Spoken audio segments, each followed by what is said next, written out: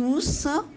Merci d'être présents ce soir pour cette journée si particulière, cette soirée si particulière. Merci d'être avec nous. Je salue tout particulièrement les officiels, encore que je ne sache pas vraiment où ils sont. Les voilà, donc je les salue très chaleureusement. Bonsoir.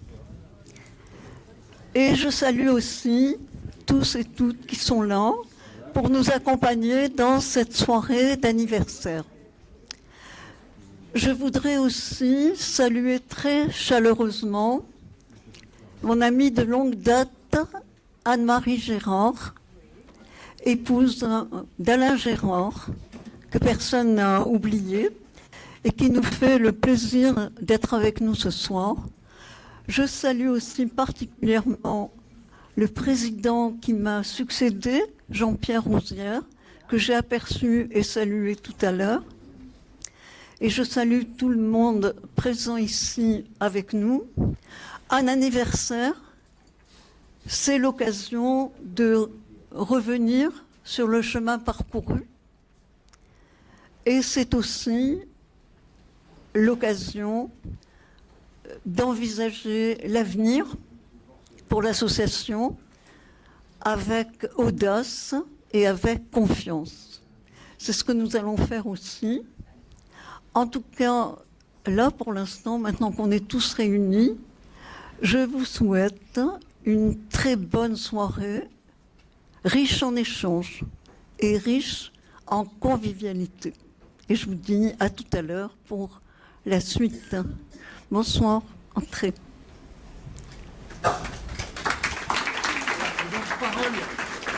Parole au vice-président du CDP.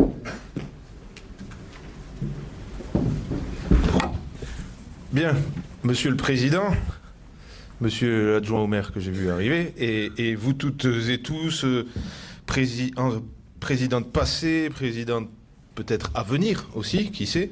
Quelques mots pour ce moment qui est d'abord et avant tout un moment de célébration, un moment de choix. Je vais donc essayer que mon propos soit le plus concis possible. Néanmoins, je souhaitais profiter de ce moment pour vous transmettre les salutations et les remerciements qui sont les miens, mais aussi à travers ma voix ceux de notre collectivité. Parce que lorsque le GREP a été fondé, il y a de cela 40 ans, nous étions certainement dans un monde dans lequel l'idée de projet était de progrès, était quelque chose qui restait largement partagé. L'éducation, la science, la culture étaient alors perçues comme les piliers d'un avenir meilleur. Eh bien, 40 ans après, il est peut-être malheureux de constater que finalement, cette situation est moins réelle. Et que aujourd'hui, plus qu'hier encore, nous avons besoin de toutes celles et ceux qui aujourd'hui considèrent les connaissances, les savoirs, comme une forme de vérité, comme une forme d'objectif à atteindre par la réflexion, par le fait que les idées puissent se frotter, par le fait que les débats puissent se faire. Et nous vivons dans une époque où finalement on a l'impression d'avoir un brouhaha gigantesque et permanent, une forme de confusion, une forme de perte de repères, une forme de distinction qui n'est plus entre les croyances et les savoirs. Et je crois que le travail que vous accomplissez par votre engagement, par votre présence régulière, par les travaux que vous engagez, eh bien, elle est loin d'être anodine. Et ça, je souhaite le souligner. Parce que nous vivons aussi, malheureusement, dans un monde dans lequel le rapport à l'engagement s'est distancié. Et vous réussissez à chacun de vos événements, quels qu'ils soient, à être toutes et tous présents de façon régulière, de façon systématique, quels que soient les sujets, quels que soient les savoirs qui sont interrogés. Vous êtes toutes et tous présents et c'est pour ça que nous sommes très heureux de vous accompagner. Et puis très heureux aussi de vous accompagner parce que, je le disais, nous vivons dans un monde dans lequel il y a une forme de perte de repères sur ce qu'est la République, sur ce que sont ses valeurs. Et parfois, je dois le dire, y compris nous-mêmes, politiques, on a eu tendance à considérer que finalement, cette perte de repères, c'est parce que certains n'auraient pas compris. Je crois que la vérité, elle est bien ailleurs. Je crois qu'aujourd'hui, de trop nombreux citoyens dans ce pays ont la sensation que la République et ses valeurs, dans leur quotidien, ce n'est pas une réalité. Et je crois que les Français sont un peuple exigeant. Et qu'à ce peuple exigeant, il faut lui répondre par des politiques concrètes. Et pour cela, il y a eu un exercice particulier qui a été mené. C'est celui qui a été mené pendant la dite crise des Gilets jaunes, ou la période des Gilets jaunes, parce que je pense que ça constitue une opportunité pour les politiques dans leur ensemble. Eh bien, à l'époque des Gilets jaunes, ils étaient des milliers à avoir griffonné des bouts de papier, mis des idées en commun, à engager de l'énergie pour que de cette période sorte quelque chose d'heureux. Et finalement, de ce travail, il n'en est rien resté parce qu'il a été relégué dans nos archives départementales.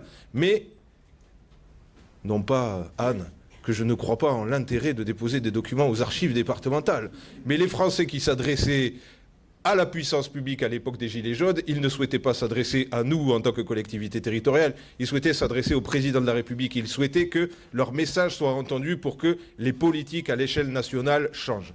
Eh bien, le travail que vous allez engager et que vous lancez autour de ces cahiers de doléances, autour de ces paroles citoyennes, pour essayer de les comprendre, pour essayer de les faire vivre, eh bien, ce travail-là, nous sommes heureux de l'accompagner parce que je sais qu'il sera une façon de rendre cette parole utile. Et donc, dans ce cycle de travail que vous allez engager autour des paroles citoyennes de ces cahiers de doléances, nous serons là aussi à vos côtés pour vous accompagner et puis surtout pour donner à voir ce qui a été dit. Parce que je crois qu'il est important de faire savoir à tous les citoyens que finalement, leur parole est utile. Surtout dans une période où les fragmentations, les oppositions sont importantes dans la société. Il faut leur faire comprendre que leur parole est entendue et qu'elle sera vue par celles et ceux qui devaient la voir et que nous en tiendrons compte pour que la puissance publique puisse mettre des politiques qui soient en adéquation avec leurs attentes.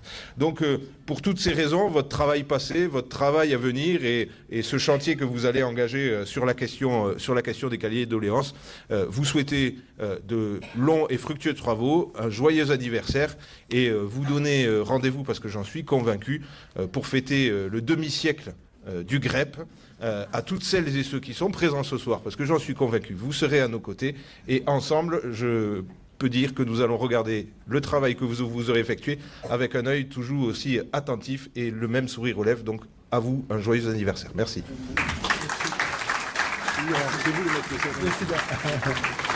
Merci. Merci beaucoup. Donc, on avait prévu la région. Il y a personne là. Donc, voilà, il y a un petit peu de retard. OK. C'est Sylvie qui va déjà commencer, alors, à remettre un petit cadeau. Alors, on va commencer par le CD 31. C'est bien normal, d'ailleurs. Et donc, voilà. Et donc, elle va vous expliquer la démarche. Alors, je vais présenter tiens, vas-y. quand même Vas-y. Voilà. Alors, vas-y. Ouais. Donc, Je vais à vos côtés. oui, Allez, oui, venez à mon côté. Donc, du coup, je vous remets Le micro. le micro. Là, comme ça. Ouais, bon. Voilà, je vous remets de manière un peu solennelle, il faut le dire, ce livre qui rassemble les extraits des conférences que nous avons tenues depuis 40 ans.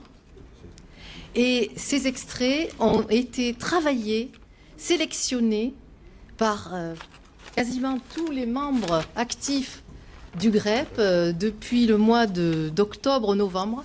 Donc nous avons travaillé vraiment d'arrache-pied, de manière très sérieuse pour produire ce livre et dont nous sommes très fiers. Et donc vous trouverez, si tu fais passer, voilà, ici les noms de tous ceux qui ont participé.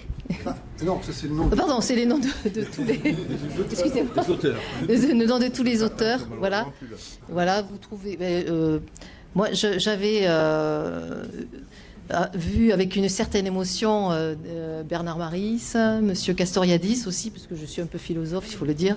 Donc, Geneviève Azam, Nicole Picodou, Nadine Picodou, Thomas Piketty, voilà, vous avez tous les meilleurs et des gens de chez nous aussi, François Morin par exemple, qui est ici présent. Donc voilà, et qu'est-ce que je peux dire d'autre là, ici, en fait, vous trouverez aussi dans le livre les noms de toutes les personnes de Toulouse et Midi-Pyrénées qui ont participé à des conférences et, ou qui ont participé à des travaux intérieurs, internes au GREP, et qui ont produit donc des groupes de travail et des réflexions qui ont alimenté les parcours, qui sont les livres, vous trouverez là, que nous produisons chaque année. Et donc, vous avez aussi voilà, tous ces gens qui vous trouverez dans le livre. Qu'est-ce qu'on a encore qu'on pourrait... dont je pourrais parler. Tu pourrais dire quand même, Alors, attends, j'avais tout rassemblé dans mon petit bout. Ce que tu pourrais dire, c'est que le livre a été réalisé par les gens du GAP, mais il nous a été offert par le CD31, il faut le dire. C'est grâce à vous que nous avons pu le faire. Je vous en remercie. Voilà, donc voilà. Et donc c'est vrai que vous trouverez dans le livre, je crois vraiment, le reflet de cette volonté que nous avons et que nous avons toujours depuis 40 ans, de réfléchir ensemble, d'échanger, de débattre et d'échanger des idées, beaucoup aussi, et de nous retrouver. Entre personnes qui avons envie de réfléchir régulièrement pour produire ces conférences pour bravo. tous. Merci et bravo.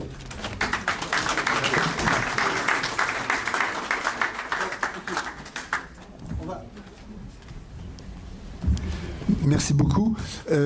Nicole, on va devoir s'adapter parce que donc, pour l'instant, le représentant de la région n'est pas encore arrivé. Donc on va passer donc, à la prochaine étape qui était le CACIT, donc le projet avec est-ce que la région... Non, il n'y a toujours pas la région. Non, voilà. Si tu veux bien venir, Béatrice, s'il te plaît. On va parler du projet CACIT 31, comme il s'appelle. Alors attends, hop là. Vas-y, si tu veux bien monter. Je te donne le micro. Vas-y. Faut pas me laisser un micro, moi, parce que sinon je vais vous entreprendre. Alors, qu'est-ce que je dois dire? Non. Moi, je vais commencer par vous expliquer. Ça va venir. Voilà. Je vais commencer par vous expliquer la démarche que nous avons eue. Et donc, malheureusement, alors décidément, il y a Jean-Louis Bouten qui devait arriver, qui aurait dû arriver, mais pour lequel son VTC n'a pas marché. Bref. Et donc, du coup, il a appelé un taxi. Il est, je pense, sur la route, là. Mais bon, je vais commencer à présenter ça. Donc la genèse un peu de ce projet dont on va vous rentrer un peu plus dans le détail, c'est la suivante, c'est que on a eu en fait c'était d'ailleurs à l'occasion de la conférence de Béatrice qui se passait au CD31, on a commencé à avoir l'idée, et c'est Jean-Louis Bouten en particulier, donc qui n'est pas présent, qui a eu cette idée-là de s'intéresser à la démarche des cahiers de doléances 2018-2019 qui, effectivement, jusqu'à il n'y a pas longtemps, étaient en fait relativement, même très difficilement accessibles. Donc, on a eu des premiers contacts, c'est Jean-Louis en particulier, il y a Alain Moultson et Gérard Verfaille, eux ils sont présents, mais qui ont eu des premières rencontres avec les archives, mais l'accès était pas facile. Et donc on a démarré donc par contre un rapprochement en décembre 2024 là avec Lynx. Alors je vais te laisser expliquer ce qu'est Lynx. Je vais te laisser te présenter aussi et expliquer ce qu'est Lynx. Et on a du coup, donc la région entre-temps, voilà. Bon, donc je vais vous passer la parole après. Là, on a constitué une équipe de projet pluridisciplinaire. Et avec les chercheurs de la région, là-dessus je te laisserai la parole sur ce que ça veut dire. Et puis donc tout récemment, vous savez qu'il y a eu un décret gouvernemental qui a été début mai, si je ne me trompe pas, par là. Le 30 avril. Alors, le 30 avril, voilà. Et le décret gouvernemental donne un accès, alors pas illimité, hein, aux documents des archives, de cahiers de doléances, pas illimité dans la mesure où il y a des aspects anonymisation qui sont nécessaires, hein, des documents, mais les chercheurs en particulier ont tous les moyens pour faire cette anonymisation.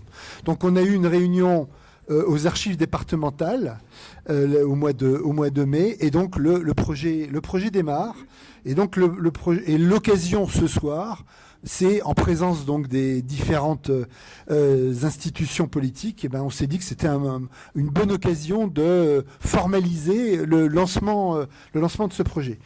Béatrice, je te laisse d'abord présenter qu'est-ce que c'est que Lynx, qu'est-ce que c'est le LabEx SMS également, et puis après j'ai une diapo après sur les grandes lignes du projet, quoi. D'accord, très bien. Ben, merci beaucoup de me donner la parole. Effectivement, alors je me présente peut-être avant, parce que ça dit Béatrice, comme si tout le monde me connaissait, mais je ne pense pas que ce soit le cas. Donc, je m'appelle Béatrice Millard, je suis professeure de sociologie à l'université Toulouse-Jean Jaurès.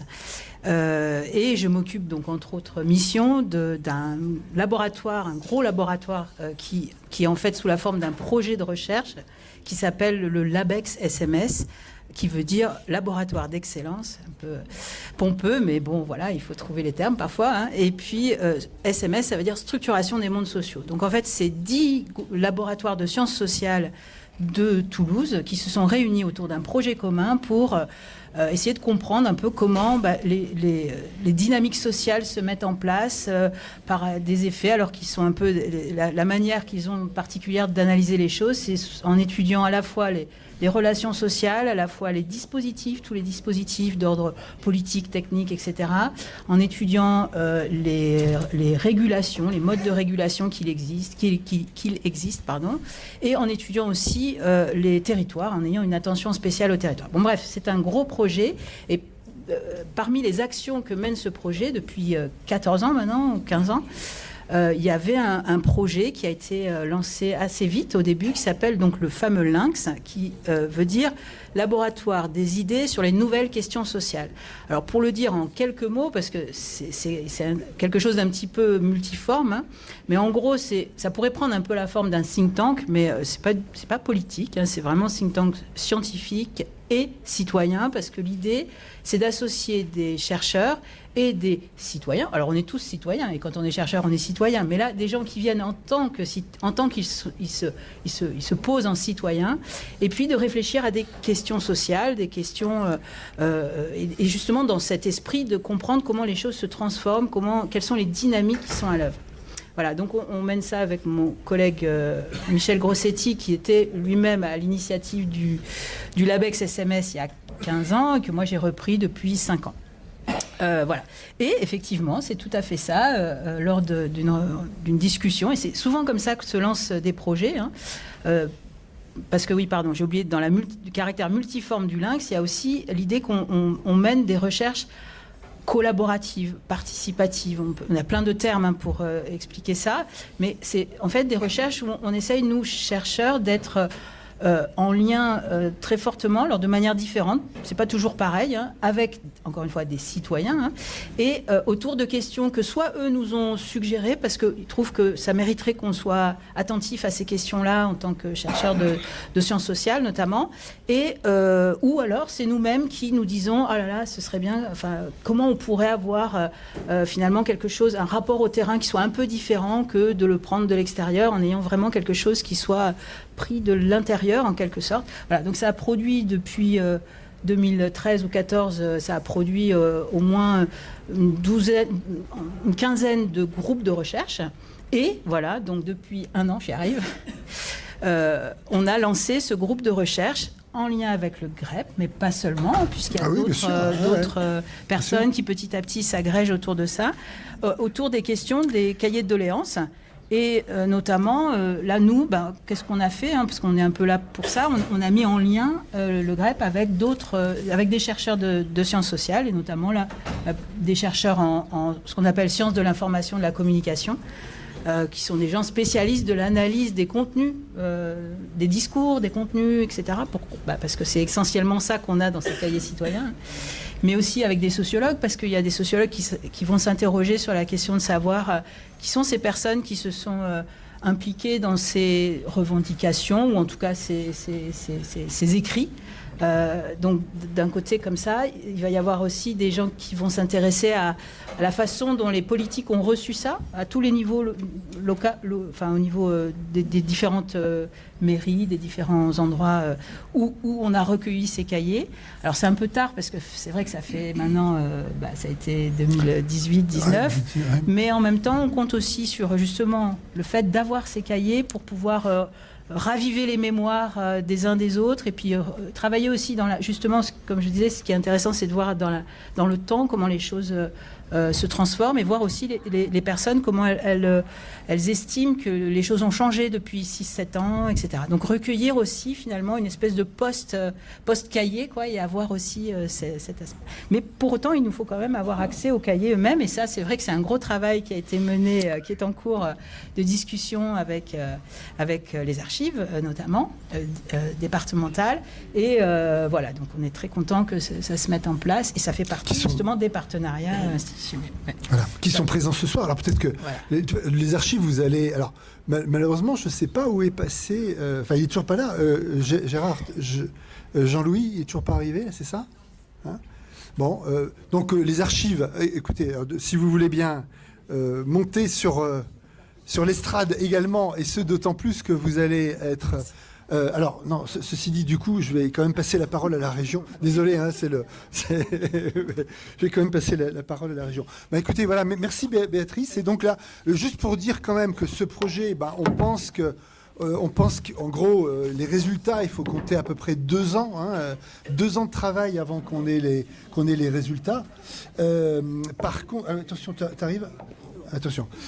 Et puis, juste dire une chose, c'est qu'effectivement, dans les partenaires, il y a en particulier un artiste qui va être en résidence à l'espace Reguet du CD 31 au mois de février, je ne sais plus.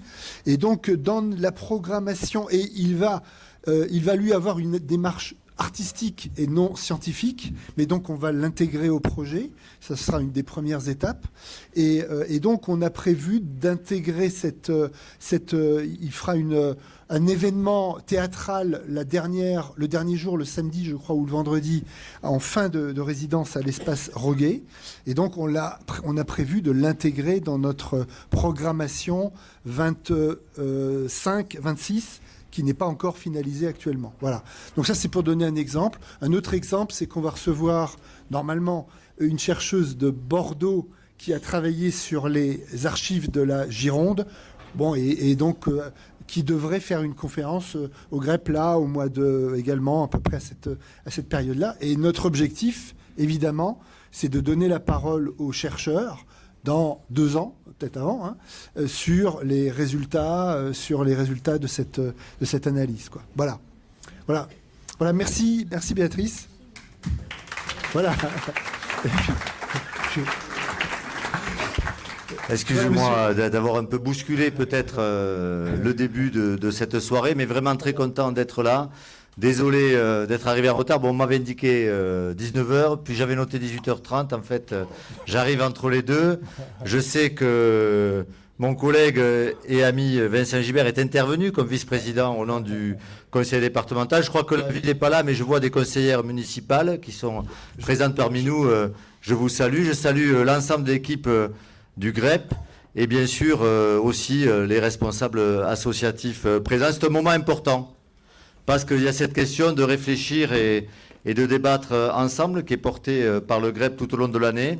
Je veux excuser Carole Delga qui devait être parmi nous et qui a eu un empêchement de dernière minute. Et je veux ici, au nom de la région Occitanie, saluer votre travail au niveau du GREP, ce travail de recherche, de prospective sur l'éducation qui s'intègre pour nous dans le soutien à la culture scientifique et technique, dans l'élaboration du savoir, dans le débat contradictoire, dans le respect des uns et des autres et dans la recherche de la vérité. C'est un moment important que cette soirée parce que la région consacre beaucoup en 2025, c'est plus d'1,3 million d'euros qui auront été en soutien à la culture scientifique et technique. C'est un soutien constant au GREP et à l'ensemble de ces conférences, mais c'est un moment aussi, on peut se le dire ici, ou dans notre propre pays, ou à l'échelle internationale, des puissances fortes, je pense à Donald Trump aux États-Unis, mais contestent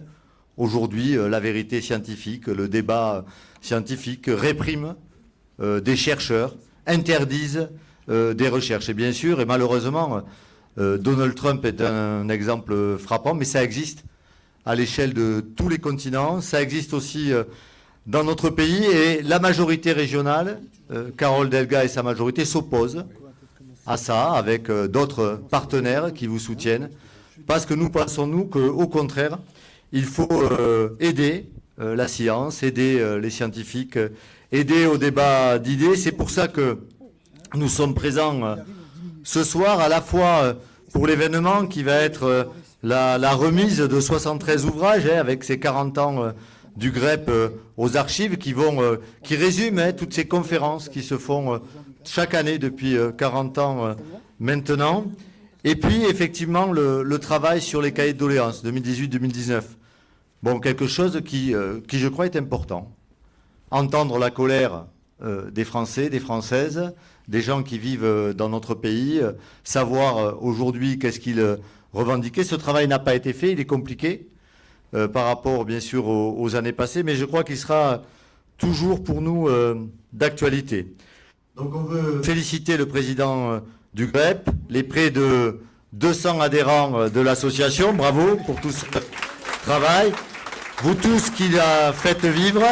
Et puis ensemble, nous voulons continuer d'inspirer, d'éduquer, de façonner l'avenir pour les 40 années à venir, que nous allons attaquer avec vous, en ne perdant jamais de vue un idéal que je résumerai en une phrase empruntée à Victor Hugo.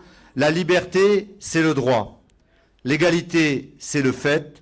La fraternité, c'est le devoir. Tout l'homme est là. Merci à vous et bonne soirée et bonne année à venir pour le GREP. Merci.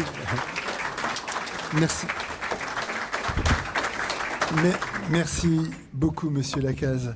Bon, écoutez, donc on a notre ami Jean-Louis qui est bloqué dans un taxi là, et donc on va intervertir les choses et on va commencer par on va reporter un petit peu ça et on va faire la table ronde avec les Grépiens. Donc Olivier qui est l'animateur de cette table ronde va venir et viennent les différents Grépiens, comme on dit, qui devraient être dans la salle. Je te passe le micro. D'accord. Bien, vous êtes conviés. Il en manque. Est-ce que l'autre Nicole pourrait venir? Est-ce que Florian pourrait venir? Très bien.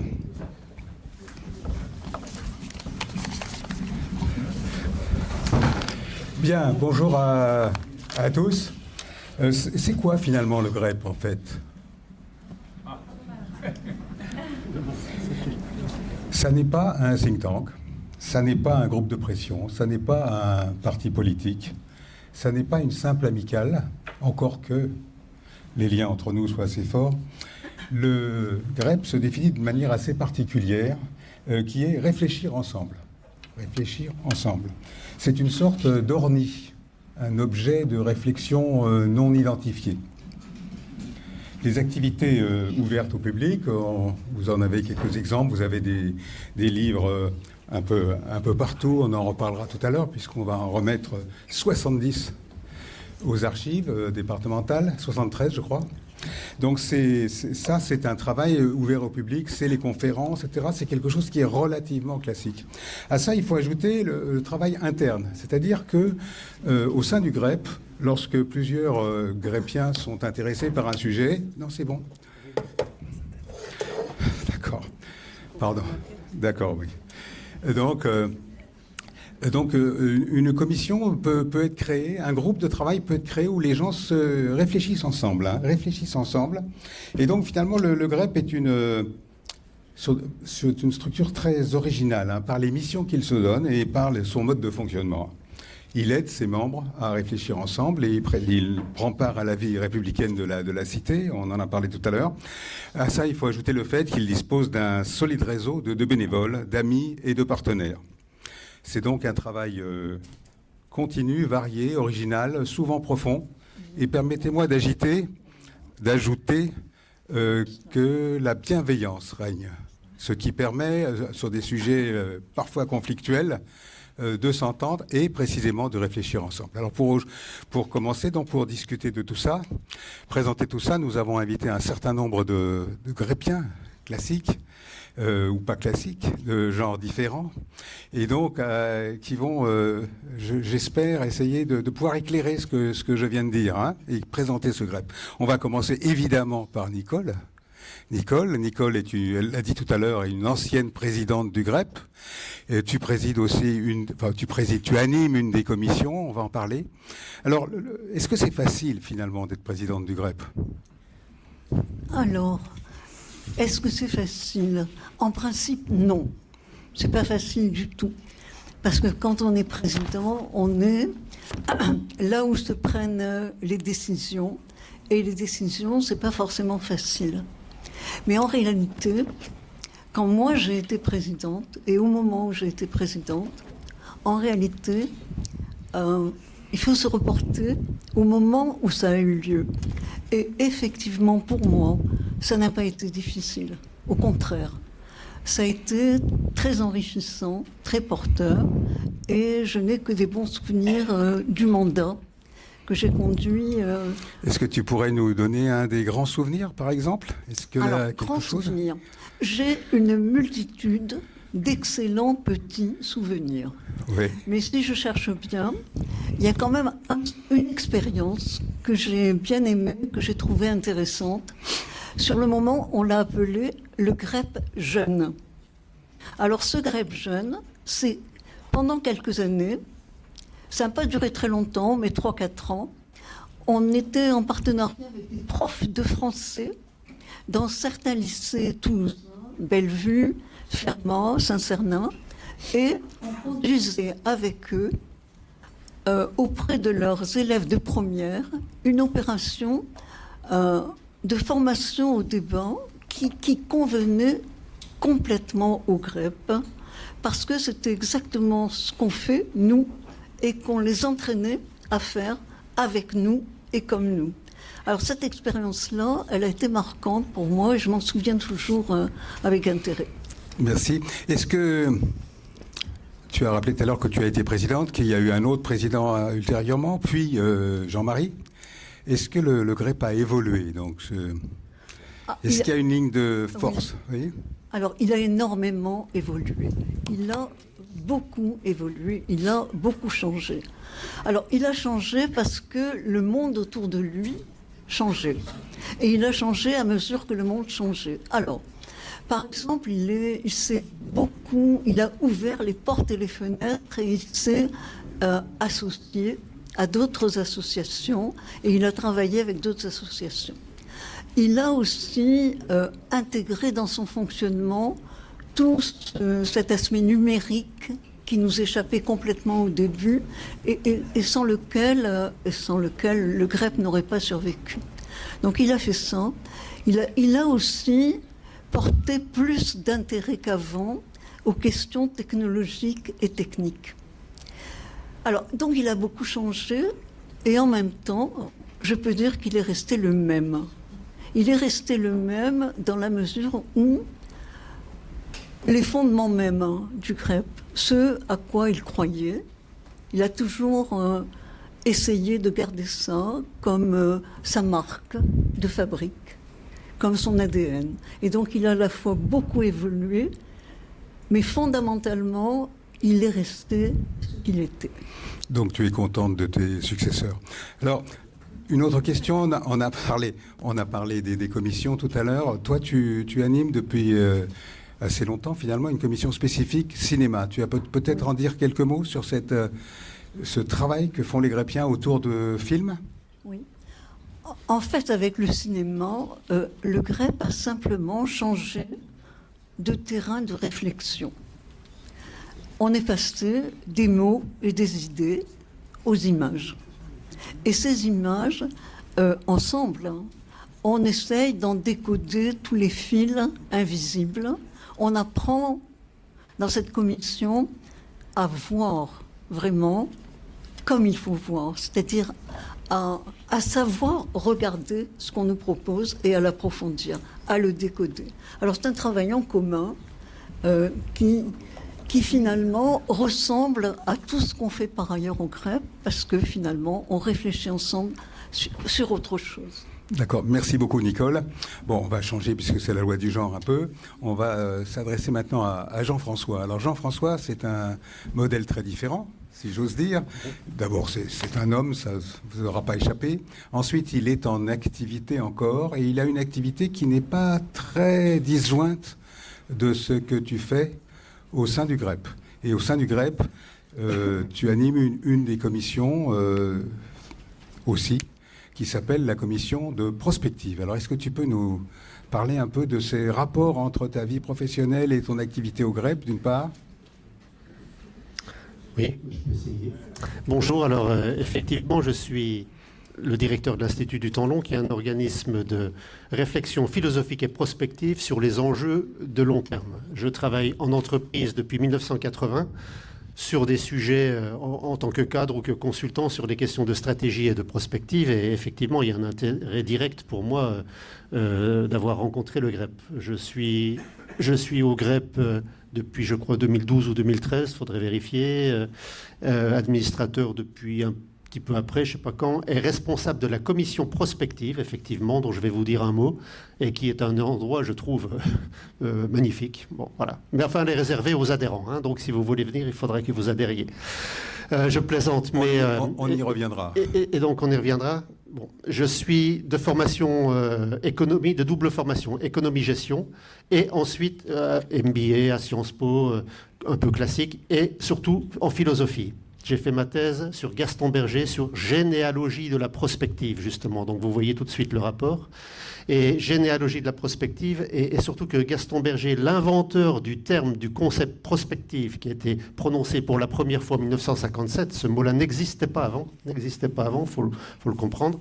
Il n'a pas parlé de prospective, il a parlé d'anthropologie prospective. Tout le monde l'a oublié, mais moi je suis toujours sur cette ligne-là, et je pense que les travaux du GREP participent un petit peu de la construction d'un savoir en termes d'anthropologie prospective. Et tous nos travaux, qu'est-ce que c'est l'anthropologie prospective? C'est la tentative de comprendre ce que l'innovation technologique, l'évolution du savoir, le développement économique, industriel, pouvaient faire, non pas tellement en termes de profit, non pas tellement en termes d'usine, mais en termes de répercussions sur la constitution de l'homme, de l'humain. Merci. Est-ce que tu peux nous en dire un peu plus sur la commission elle-même et la manière dont elle fonctionne? Oui, justement.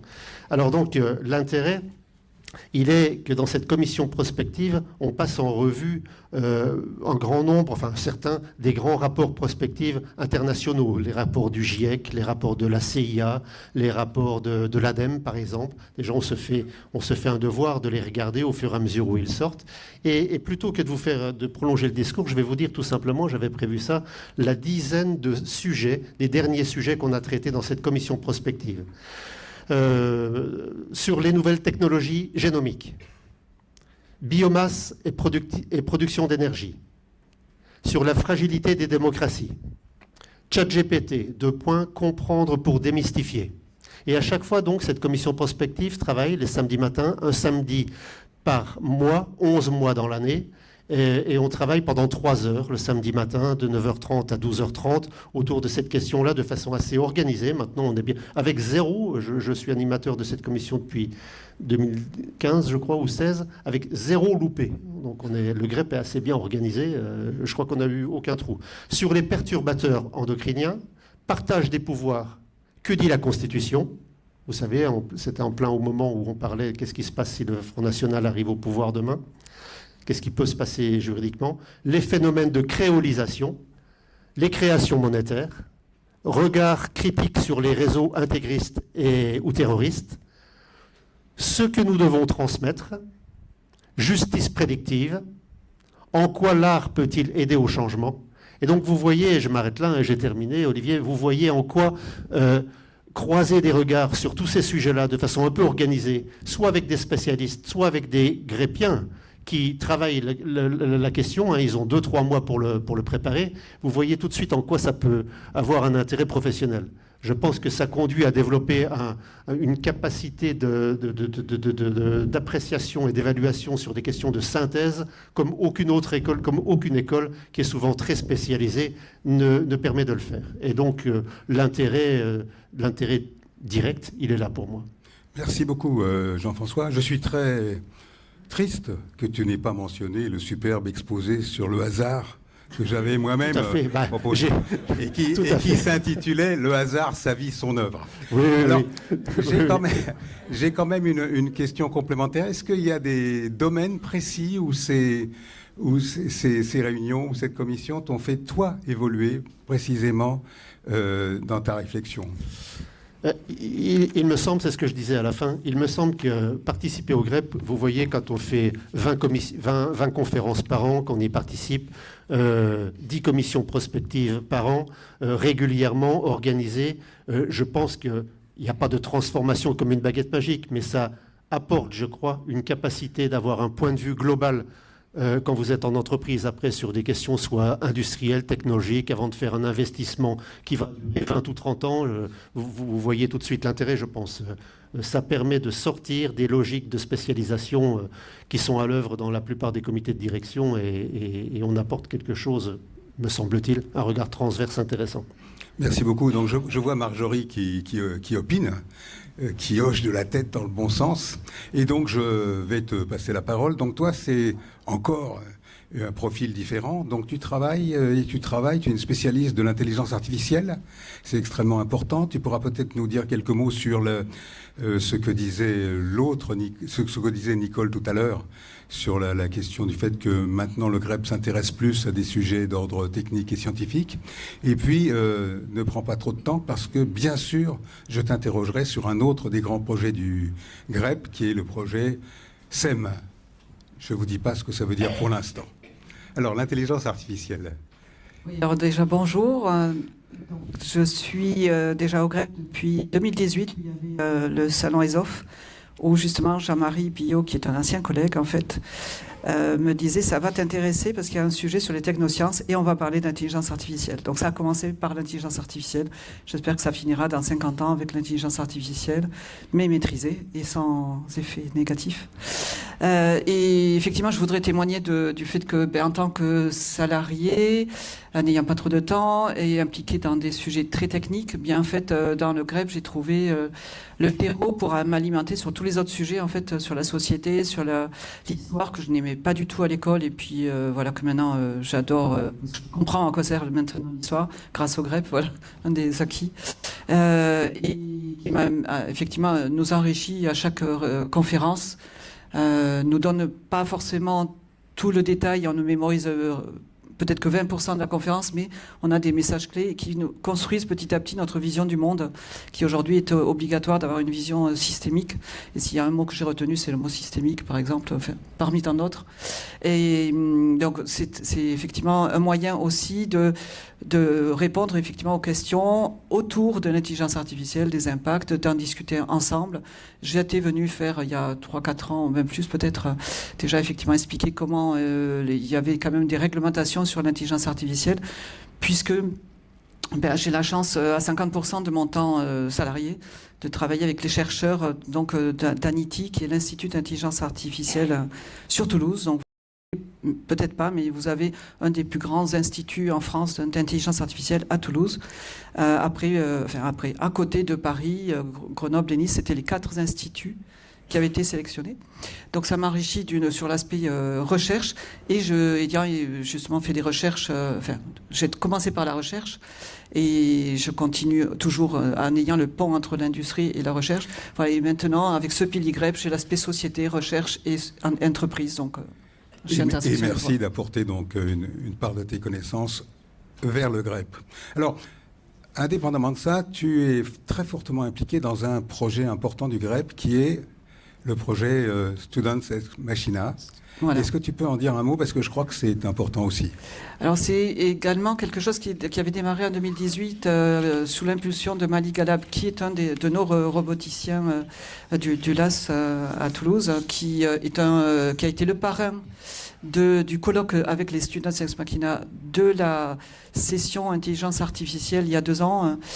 Donc le principe étant de rassembler ensemble des étudiants de plusieurs origines, à la fois domaines d'études et d'écoles, donc de mélanger des ingénieurs avec des vétérinaires, avec des biologistes, avec des philosophes, avec des économistes, avec des droits. Voilà, en général, on a un panel très, très enrichissant. On parle d'apprentis économistes, d'apprentis philosophes, c'est des étudiants. Hein. C'est des étudiants qui sont, on les prend entre 3e et 5e année, voire on a eu des thésards notamment.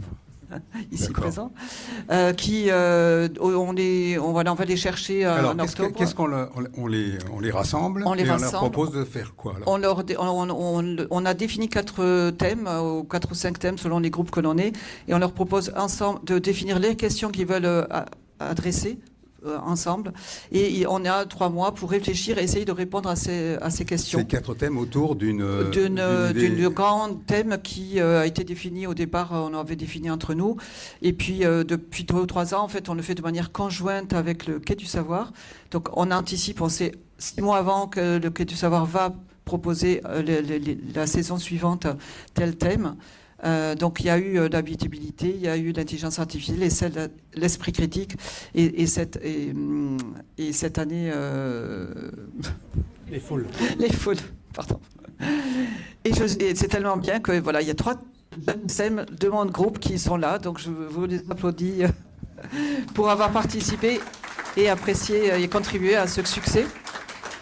Parce que vraiment, cette année, ça a été vraiment l'apothéose. On a eu 8 étudiants dans chaque groupe. Ça fait 30 élèves qui sont venus contribuer à un colloque qui était magnifique et a vraiment été apprécié par toutes les personnes qui sont venues dans le public et qui ont vraiment, je pense...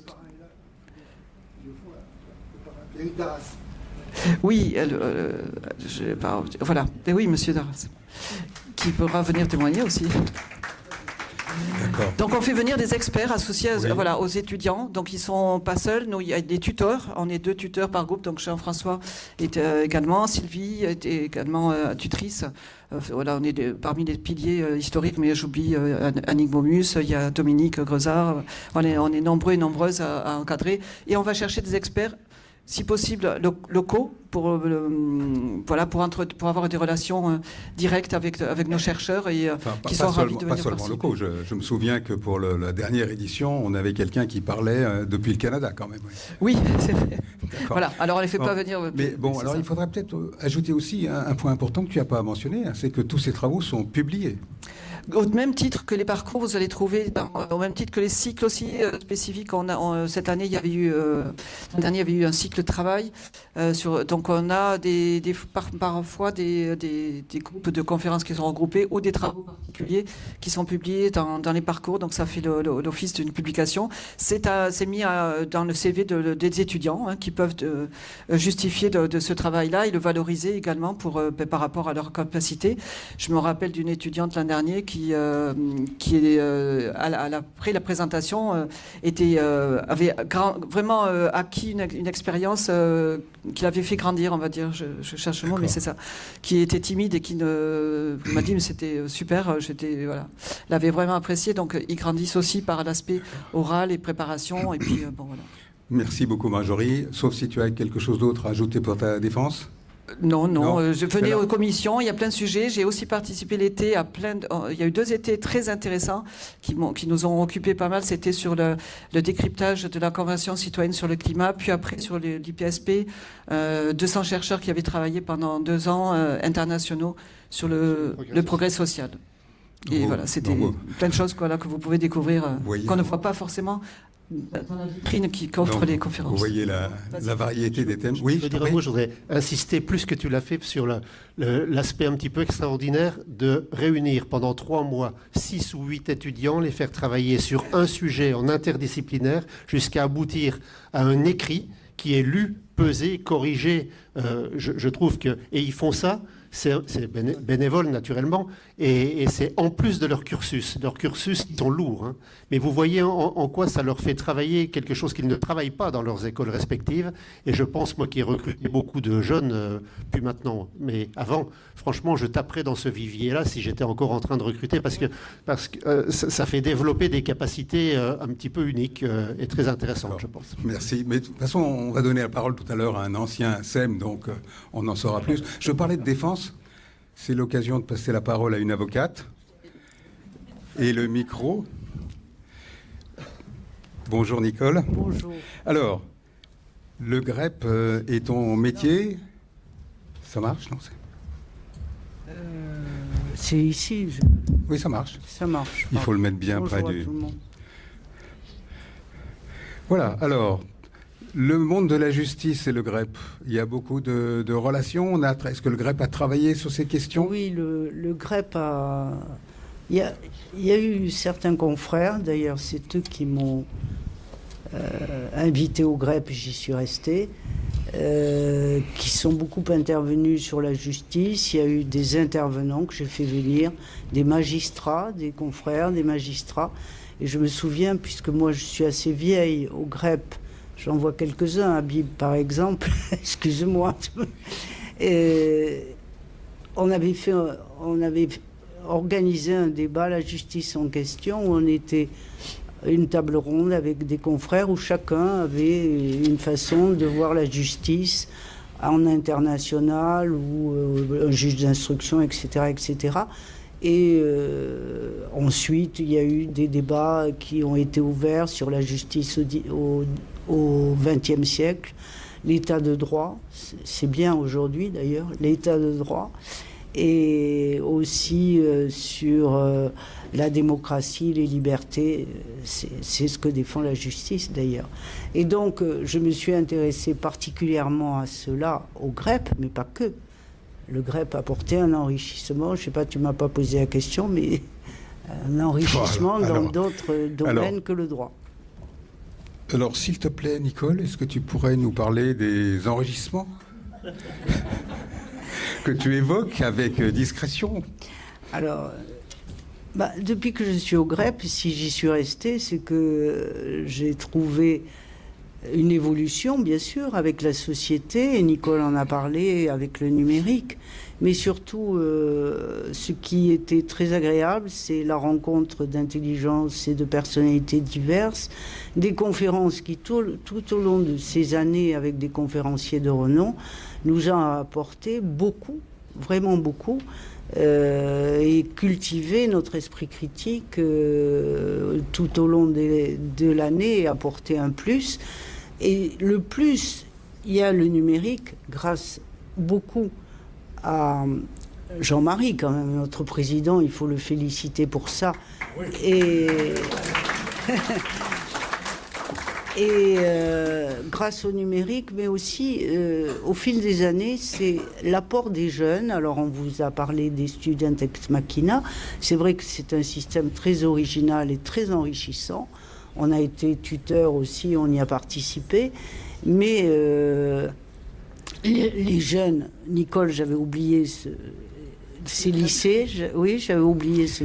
Et alors, il y a un très grand projet dans lequel tu es très fortement impliqué, qui est le parcours laïque et citoyen. Voilà, le parcours laïque et citoyen. Ce volet éducatif où on est toute une équipe sous l'égide du conseil départemental qui, effectivement, nous permet d'intervenir dans les collèges sur les valeurs de la République. Un peu moins en ce moment parce que les enseignants sont davantage formés sur ce thème. Le conseil départemental non seulement nous permet, mais nous demande de le faire. Nous demande de le faire. On répond à un appel d'offres qu'on remporte. Oui, tout à fait. Le harcèlement est depuis quelque temps, ce qui est extrêmement, moi, qui m'intéresse beaucoup, c'est la pratique de l'esprit critique.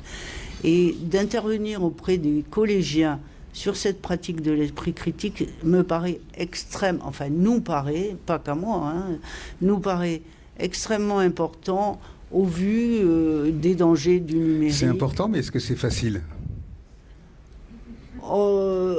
C'est pas facile du tout à construire parce que nous sommes une équipe dont beaucoup sont dans, vous m'en voudrez pas de ne pas vous citer, mais nous sommes une équipe importante qui travaillons cet itinéraire pédagogique que nous allons faire dans les collèges.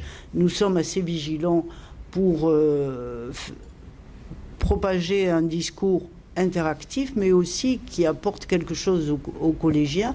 Et effectivement, la plupart du temps, les collégiens répondent énormément, participent, et c'est très intéressant. On a une vue des jeunes contraire peut-être à ce que diffuse l'opinion publique. Il y a aussi, il faut que j'en parle, la mairie, par le biais de la mairie de Toulouse et des cités éducatives, nous intervenons assez récemment, et je vois Jean-Paul Bouche qui est de la mairie, et monsieur, je ne sais pas si monsieur Dolce Mascolo est là, et qui nous permet d'intervenir dans des cités éducatives de faubourgs un peu difficiles, avec une mixité sociale. Et nous avons dispensé des interventions aussi dans ces écoles où on a trouvé très positif la façon dont les enseignants s'impliquaient auprès de ces élèves. Les élèves déjà savaient beaucoup de choses et étaient très motivés. Et donc c'est quand même très positif et nous sommes optimistes. On a envie de continuer parce que non seulement on veut apporter quelque chose à ces jeunes, mais eux nous apportent aussi quelque chose de positif. Merci. Alors, donc, on peut rajouter aussi qu'en plus de toute cette activité personnelle, etc., les conférences qui sont au nombre de 20 ou 25 par an, ça fait beaucoup, sont également organisées, mais ça, on va y revenir tout à l'heure, par les membres du GREP, par des bénévoles, et tout le travail de conception, d'invention, etc., on va y revenir, mais toutes ces personnes ici présentes ont aussi donné dans l'organisation des conférences tournées vers le public. Alors on va peut-être maintenant passer la parole à Florian. Florian, donc lui, il est de la génération GREP.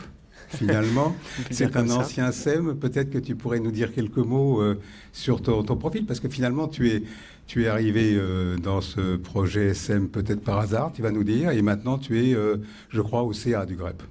Oui, tout à fait. Bonsoir à tous. Donc, je suis Florian Méry, j'ai 25 ans, je suis en thèse d'économie à l'université Toulouse Jean Jaurès. Et pour moi, en fait, mon intégration GREP, en fait, elle est très liée à mon intégration à, en fait, la ville de Toulouse, dans laquelle j'ai commencé à faire mes études, en fait, en 2019. Alors, effectivement, ça a commencé, en fait, par la découverte, en fait, des conférences débats du GREP. C'est un peu la voie principale par laquelle la plupart des gens, finalement, nous découvrent. En plus, c'est assez rigolo, c'est-à-dire que c'était au sein de la Toulouse Business School où j'ai fait en fait le début de mes études. Et donc c'est toujours assez rigolo d'avoir finalement cette ambiance d'une part très école de commerce et de l'autre finalement ces conférences de vulgarisation scientifique, mais on retrouve aussi beaucoup de questions liées à la spiritualité, à l'art, à la philosophie, aux sciences sociales, aux sciences dures également, enfin, où vraiment tout est représenté. Et en fait, donc, en avançant un peu dans le temps, donc, en 2021, je découvre du coup les Student Ex Machina. Donc c'était sur l'esprit critique, mon année, sur l'éducation à l'esprit critique à proprement parler. Et en fait, donc ça a déjà été raconté, donc ça, j'ai pas besoin de leur expliquer. Et le truc, c'est qu'après les Student Ex Machina, en fait, finalement, j'ai continué en fait à venir aux conférences, j'ai continué à participer à l'ensemble des activités qu'il y avait au GREP, et en fait j'ai appris à aimer cette association, à ses fortes personnalités, ses forts projets. C'est ce qui m'a toujours beaucoup plu et ce qui m'a amené en fait à y faire mon stage de fin d'études en fait en fin de master 2 et d'y intégrer le conseil d'administration pendant ma thèse en fait. Donc un dernier point que je voulais un peu faire pour ce panorama général, moi ce qui m'a vraiment beaucoup plu au GREP, c'est le fait que la médiation scientifique ne se limite pas en fait aux sciences physiques et biologiques comme on l'entend un peu souvent. Quand on parle de médiation scientifique, on va dire oui, bon, ok, on va nous parler des plantes, des planètes, etc. Mais qu'en fait les sciences sociales en fait sont aussi très très présentes dans la médiation scientifique. Et donc j'ai trouvé que c'était extrêmement pertinent d'avoir ce cadre. Finalement, ce cadre de pensée large, ce cadre de pensée global, ça a été beaucoup dit par les personnes qui ont parlé avant moi, et donc je remercierai jamais assez le GREP pour ça. Ça a changé mon expérience d'étudiant à Toulouse, je peux le dire comme ça. D'accord, merci. Non, je t'ai plus. D'accord, on a dit tout à l'heure qu'on se retrouverait aussi pendant 40 ans, hein, donc vous avez le futur président à ce moment-là. Bon, donc il y a beaucoup de choses, je termine juste, hein, c'est entendu. Donc il y a beaucoup d'autres choses qu'on n'a même pas pu évoquer. Hein. Nous travaillons également sur des lectures de philosophes du temps présent, nous travaillons sur l'actualité, nous travaillons sur la société, la spiritualité, etc. Donc il y a vraiment beaucoup de choses. Et donc vous comprenez un peu pourquoi j'ai commencé en disant que nous étions variés, que nous faisions des travaux, que ces travaux étaient souvent sérieux, parfois profonds, et que la bienveillance régnait entre nous. Et je vous convie à nous rejoindre.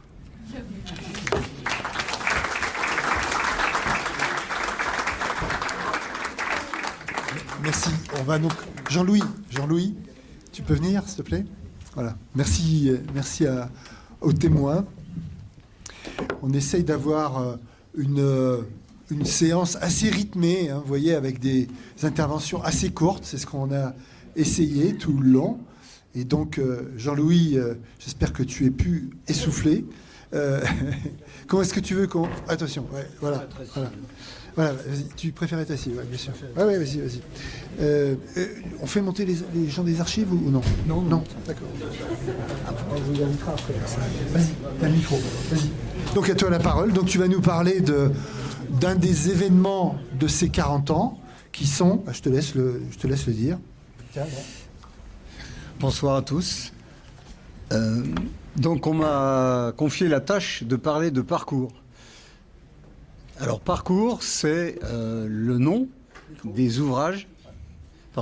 C'est le nom des ouvrages qui recensent toutes les conférences et les débats du GREP depuis 40 ans. Donc ça doit représenter quelque chose comme 75 volumes, avec une continuité assez remarquable. Donc je vais vous expliquer un peu pourquoi parcours est intéressant. Bon, d'abord parce que, comme il a été dit, l'activité la plus importante, la colonne vertébrale au GREP, ce sont les conférences débats. Alors, comment ces conférences débats arrivent, émergent, sont publiées à la fin dans Parcours? Bon, c'est un mécanisme assez coopératif et je trouve assez démocratique. On demande à tous les adhérents, mais aussi aux gens qui viennent écouter les conférences de la saison, de nous donner leurs idées, leurs souhaits, leurs désirs, de qui ils verraient accueillir au GREP, sur quel sujet, et si possible, qui pour quel sujet. On collecte tout ça. Les années moyennes, c'est 50, 60, 70 propositions. Bon, tout ça est mis en forme et est présenté lors d'un vote qui a lieu à peu près au même moment que l'Assemblée générale. Et on sélectionne les 20 à 30 meilleurs scores. Et là-dessus, il faut trouver des porteurs. C'est-à-dire que c'est peut-être celui qui a proposé, c'est peut-être quelqu'un d'autre.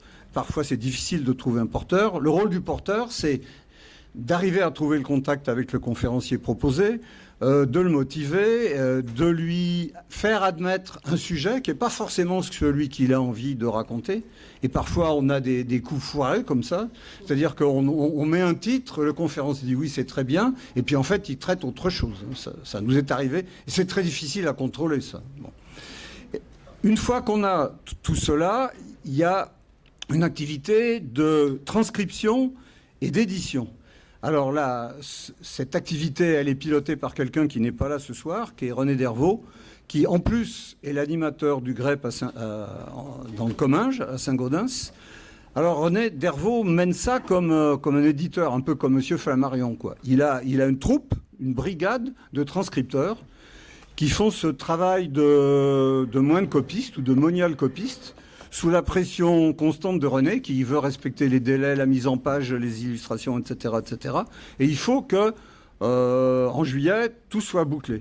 Donc l'intégralité des textes, transcrits proprement, l'intégralité des questions, validé par le conférencier, et tout ça est édité sous forme d'un ouvrage qui s'appelle Parcours et qui compulse tout ce qui a été dit par le conférencier. Et une originalité, c'est qu'il y a également les questions-réponses. Alors je vous donne juste une de mes expériences personnelles. J'ai accueilli pas mal de gens au cours des 10 dernières années et pas mal de pointures d'enseignants-chercheurs connus. Et la chose qui les surprend le plus, c'est notre processus démocratique. C'est-à-dire que le choix, les propositions sont ouvertes, ce qui n'est pas toujours le cas dans la République, en France. La sélection est ouverte. Et ensuite, ce sont parfois les mêmes, parfois d'autres, qui font le boulot de transcrire, qui n'est pas forcément facile. Et à la fin, il y a un bouquin qui est très bien édité. Et je me rappelle, je cite juste 4 noms, 2 dans l'ancienne génération, Paul Hayes, qui est prof de droit constitutionnel, Étienne Balibar, qui est philosophe, Judith Rochefeld, qui s'occupe de l'informatique, du droit de l'informatique et du droit des communs, qui est dans la jeune génération, Ludivine Montini, qui est prof d'histoire contemporaine. Et tous les 4 qui ont des profils très différents m'ont dit à peu près le même propos. On est universitaire et finalement, vous faites quelque chose que pratiquement aucune institution universitaire ne fait de la même façon de A à Z. Et il nous a dit surtout, continuez à conserver ce long cursus collaboratif, une sorte de ruche démocratique en quelque sorte. Voilà. Alors, on a l'effort, ça a été dit par certains de mes collègues, de mélanger les genres, de mélanger les disciplines. C'est très très varié. Je ne suis pas certain d'ailleurs que même dans la salle là, tout le monde pourrait dire la fréquence la plus probable des conférenciers au GREP. En fait, c'est la sociologie. Devant les relations internationales, devant la politique française, devant l'écologie et devant, on va dire, le droit, enfin, presque ça. Et en fait, c'est un très grand mélange, et beaucoup ont insisté sur le fait que l'un des intérêts d'être au GREP, c'est qu'on peut basculer de biologistes à des profs de littérature française, puis à la philosophie. Et on a même réussi quelques exploits, par exemple de faire dialoguer un biologiste et une prof de lettres sur la mémoire.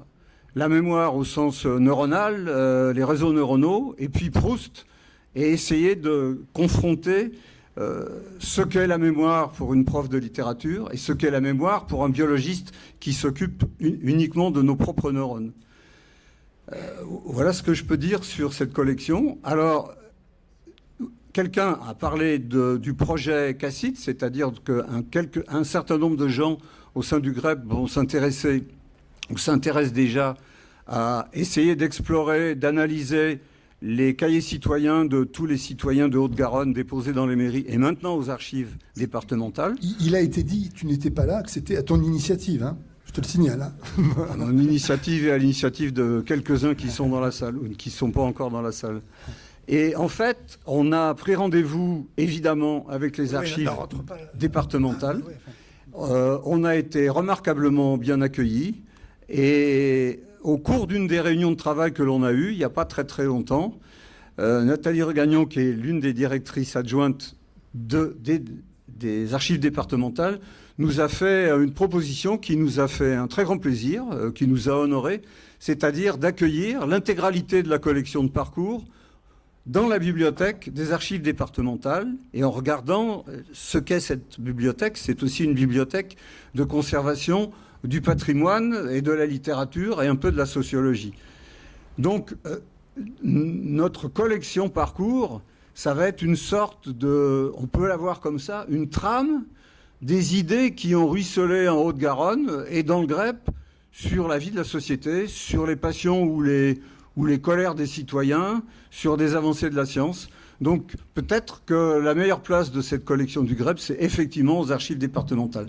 Donc je voulais les remercier, et puis nous allons leur offrir le tome 0, si vous voulez, le tome 1, et puis le dernier paru, parce que 81 tomes, ça fait beaucoup de poids.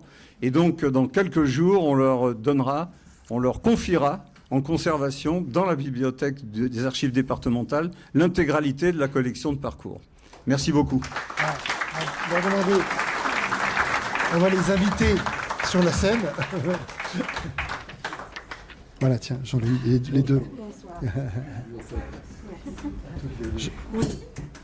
Voilà, je vous donne le micro. Et voilà, on vous offre. Donc c'est effectivement, vous partirez pas ce soir. Pardon. Ouais, vous ne partirez pas ce soir avec tout ça. Vous voyez, ils sont tous derrière et puis là. Mais par contre, ce soir, on vous demande de partir avec le numéro 1. Hein, et puis, quelle différence, ouais, effectivement. Matériellement. Ah oui, matériellement. oui. On est franchement, alors on est ravis, on est fiers de ce numéro 1, mais on est ravis aussi de la qualité de nos dernières productions. Hein, voilà. Voilà. Merci. Je ne suis pas Nathalie Regagnon, je suis Anne Goulet, directrice des archives départementales. Donc je vous remercie du don que fait le GREP de la collection de ces ouvrages de Parcours aux archives départementales, où ces documents seront très soigneusement conservés. Et pour votre 100e anniversaire, on pourra admirer la pile qu'ils constituent.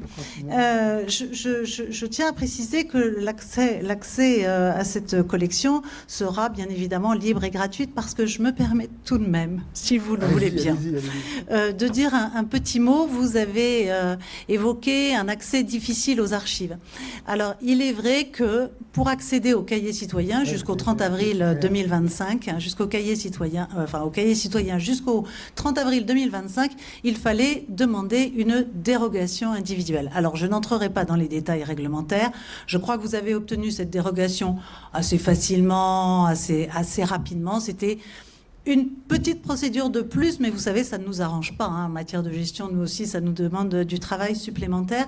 Mais je dois dire que tout cela, en fait, c'est au nom du respect de la vie privée. Et je dois dire qu'en tant que citoyenne, pas en tant qu'archiviste, mais en tant que citoyenne, je préfère encore que l'accès aux archives tienne compte du respect de la vie privée. C'est l'éternelle tension entre la liberté de connaissance, la transparence de la vie privée, de la vie publique, etc. Donc c'est l'éternelle tension avec le respect de la vie privée. Et je trouve justement que c'est très important qu'en France encore, cette tension subsiste. Alors on doit faire avec, on doit vivre avec, mais c'est bien la marque d'un pays démocratique, d'un régime démocratique où l'accès aux archives est libre, gratuit, mais avec de temps en temps des contraintes au nom du respect de la vie privée.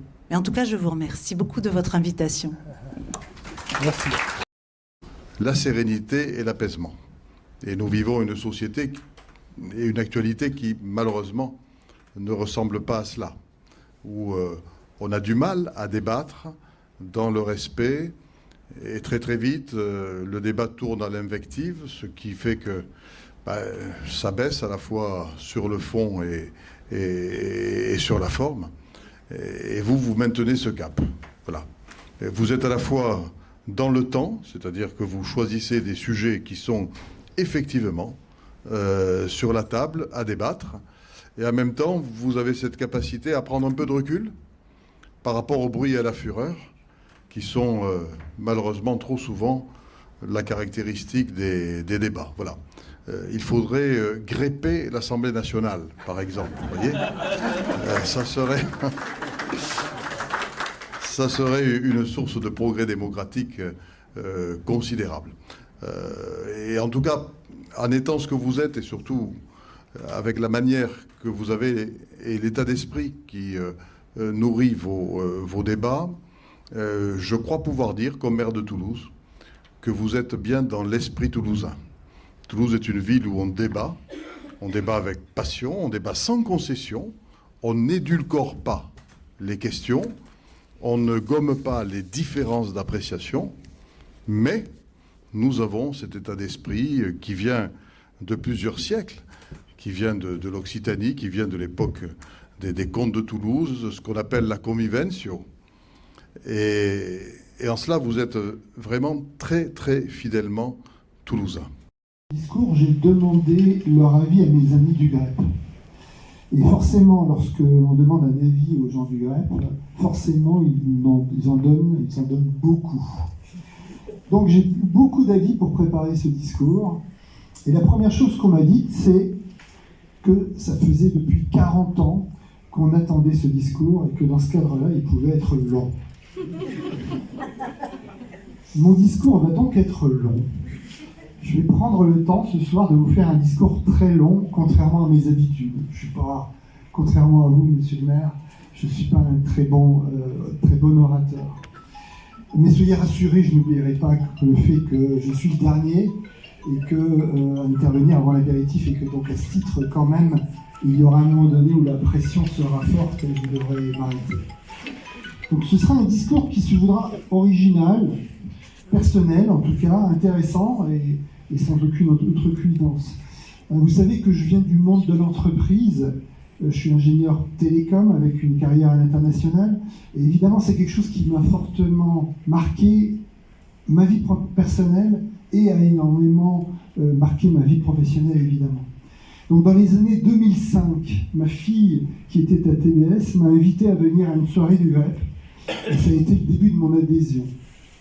J'ai eu d'abord effectivement 10 ans d'adhésion pendant lesquels j'ai pu commencer à écouter beaucoup, apprendre, rencontrer, progressivement partager des analyses avec en particulier la prospective où j'ai été assez rapidement impliqué. C'est Jean-Pierre Bouzière, je ne sais pas s'il est là, d'accord, qui m'y avait amené, donc l'ancien président de cette époque-là, après Nicole Gauthier, et qui m'avait amené donc, suite à une conférence qui s'intitulait Prospective 2100 avec Thierry Godin. Et donc en tant qu'adhérent du GREP, on a une forte incitation à participer, à réaliser des transcriptions, des conférences. C'est lourd, mais je vous confirme, c'est éminemment riche en termes d'approfondissement des sujets qu'on est amené à traiter. Et à un moment donné, on prend des responsabilités en accueillant des conférenciers. Et c'est une occasion fantastique de rencontrer des gens extrêmement intéressants, en plus des gens extrêmement intéressants du GREP lui-même, bien sûr.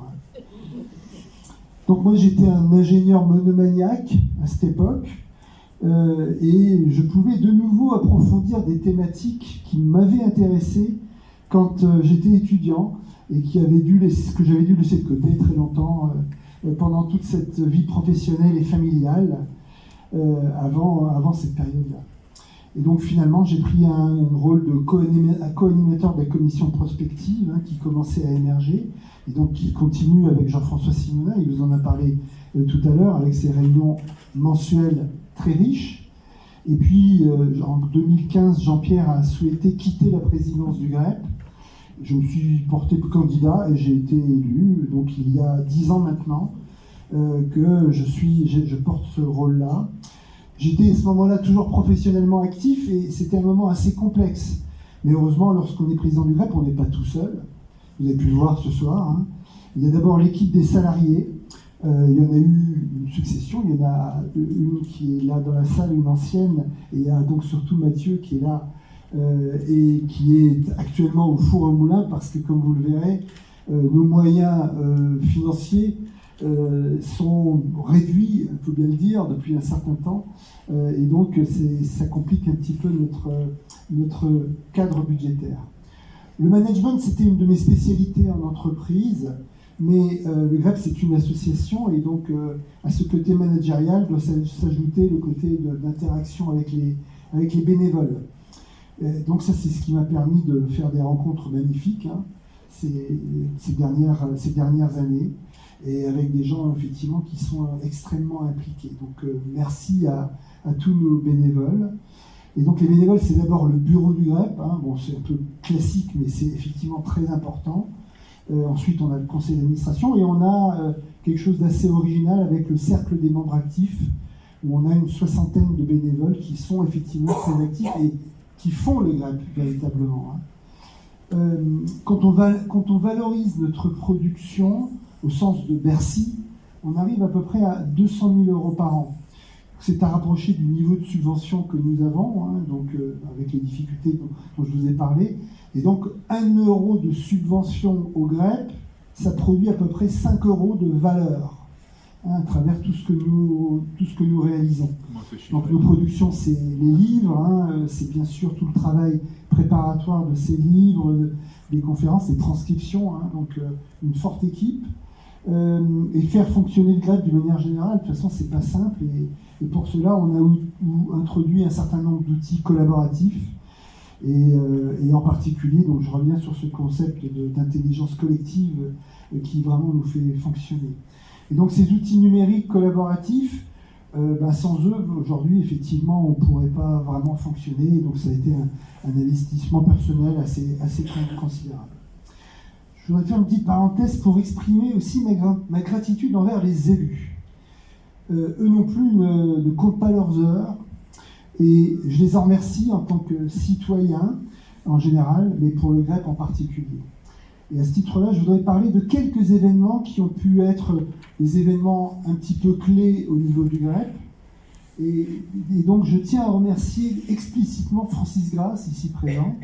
Donc c'est lui qui a eu l'idée de proposer au GREP des bureaux dans le magnifique observatoire de Genémont. Hein, vous savez que notre site maintenant, on est hébergé donc par la mairie de Toulouse dans ce magnifique observatoire de Genémont. On est passé d'un petit local très exigu, alors certes très bien placé à côté d'Ombre Blanche, dont on remercie Christian Torel d'être là et de nous avoir accueillis pendant un certain temps, et donc dans un magnifique bâtiment qui aujourd'hui nous donne accès également, on a des bureaux, enfin, raisonne tout à fait correct, mais on a surtout accès à des salles de réunion qui nous sont extrêmement utiles. Donc Francis, merci. Merci particulièrement.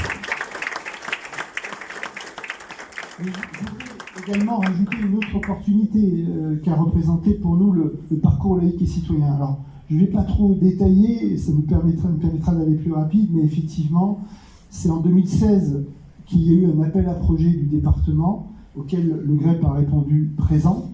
Et donc, effectivement, depuis cette époque-là, tous les ans, on intervient dans les collèges.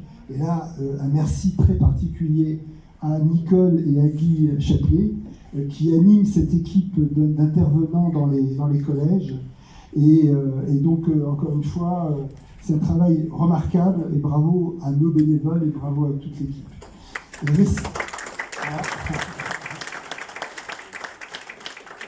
Et récemment, il faut le dire, alors là je vais passer vite puisqu'elle en a parlé aussi, mais donc la ville de Toulouse a décidé de déployer une démarche un peu comparable dans les petites classes de primaire, et en particulier dans les quartiers prioritaires de la ville. Là. Et donc là aussi, c'est Jean-Paul Bouche, ici présent, là, qui nous a sollicité, et encore une fois, voilà, le GREP a répondu présent, et encore une fois, Nicole était à la manœuvre. Et on est intervenu pour la première fois cette année, donc dans les écoles primaires. Voilà, donc, bravo à toute l'équipe, il y a Nicole en particulier. Alors, juste pour dire que pour nous, le Covid a été évidemment un point de bascule, alors pas que pour nous, hein, mais c'est le moment où le numérique, qu'on avait déjà un peu commencé, est devenu fondamental dans le fonctionnement du GREP, et donc il nous a permis de mettre un télétravail en mode collaboratif et en intégrant à la fois les salariés et les bénévoles. Et donc on est passé aux visioconférences, au mode hybride, et nous avons actuellement des adhérents loin de Toulouse là, qui nous suivent à travers ces conférences débats et qui les apprécient énormément. Parmi les moments stratégiques, ça a été un peu cité tout à l'heure par Marjorie, mais donc il y a eu 2018, c'est le moment où à Toulouse a été retenu pour ce qui s'est appelé ESOF. Et donc c'est Anne Cambon-Thomsen qui n'a pas pu être là, mais son mari la représente ce soir, merci à lui. Donc qui était la grande organisatrice de cet événement. Et donc le GREP, là encore une fois, a répondu présent et a réalisé donc le premier exemplaire du colloque autour des technosciences. Alors, Malik Galab était effectivement impliqué, comme l'a dit Marjorie, mais en fait le vrai moteur, c'était Bernard Burel, que certains d'entre vous ont connu et qui n'a pas pu être avec nous ce soir, là, qui était le chef de projet pour le GREP. Et c'est avec lui qu'on a eu cette idée des Students Ex Machina.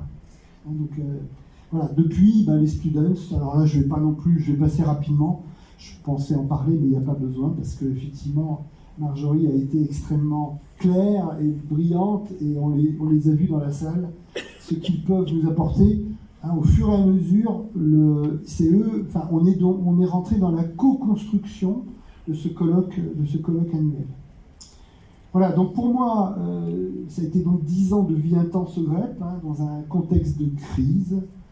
Nous sommes dans un monde qui est en multicrise, donc c'est Edgar Morin qui a introduit ce concept. Donc vous savez, c'est un de nos conférenciers préférés. Mais ça a été également l'une des toutes premières conférences du GREP, là, dans le volume numéro 1 que vous avez, vous verrez. Alain Lipietz, en 89, il nous parlait de la crise, déjà, qu'on était effectivement dans la crise à ce moment-là, et on a retenu la conférence d'Alain Lipietz dans notre livre des 40 ans que vous a présenté rapidement Sylvie tout à l'heure. Et on lui avait demandé à Alain Lipietz de revenir 30 ans plus tard. Donc c'était en 2019 par là, et donc il a également parlé de cette réalité des multicrises. Donc les transformations de notre monde ont été énormes en ces 10 dernières années, à côté des technosciences, de l'IA. Je voudrais juste évoquer rapidement la COP21, le GIEC, le GREP a beaucoup donné la parole à des experts du GIEC. Et je crois que nous avons joué ce rôle de médiateur entre les chercheurs en particulier et le grand public, et ça c'est notre vocation de base. Et je pense qu'effectivement on l'a bien assumé. Alors sachez juste que depuis ces dernières années, de notre côté, nous utilisons l'IA dans nos travaux concrets. C'est ce qui nous aide pour les transcriptions, avec parfois des hallucinations. Vous savez que l'IA, il faut s'en méfier quand même. Et donc nos transcripteurs, ça les aide quand même considérablement dans le travail. Et bien sûr, le transcripteur, à la fin, a le dernier mot. Et je pense que les transcripteurs interviendront probablement dans le CACIT 31 pour bien vérifier que les données sont effectivement validées. Voilà, puis je voudrais terminer en élevant un peu encore plus le débat, si on peut. Bon, moi je suis toujours à la recherche de l'équation finale, comprendre ce monde. J'ai écouté pas mal de grands penseurs sur des thématiques très variables.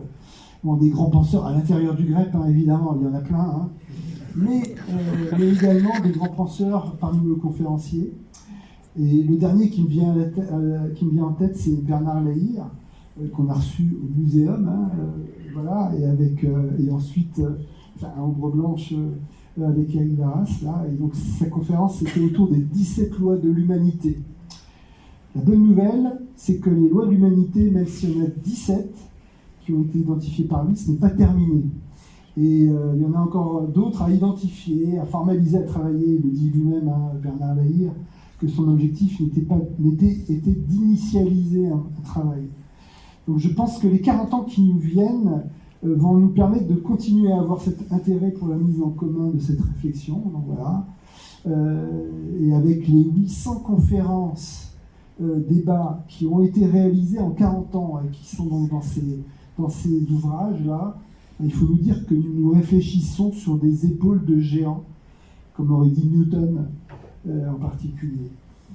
Et puis pour finir, je voudrais juste évoquer le livre « L'hypnocratie » de Jian Wei Xun, un auteur hongkongais. Est-ce que vous en avez entendu parler? C'est une analyse de notre monde avec ses fake news, son oligarchie, ses algorithmes qui s'appuient sur la colère. Donc Giuliano D'Ampoli l'a bien écrit.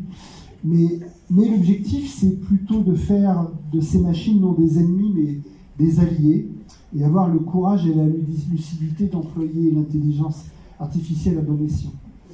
En fait, il faut savoir que l'auteur de ce concept d'hypnocratie décrit dans ce livre-là est le résultat de la collaboration entre une intelligence artificielle et un chercheur humain, Andrea Colamedici. Intéressant, non ? Et donc, je vous invite donc à lire ce livre, à l'acheter à ombre blanche, bien sûr, mais à court terme, je vous invite surtout à passer un moment agréable autour du cocktail. Et on va continuer à pouvoir échanger, réfléchir ensemble dans un cadre de convivialité qui est le deuxième mot-clé du grec. Voilà, merci.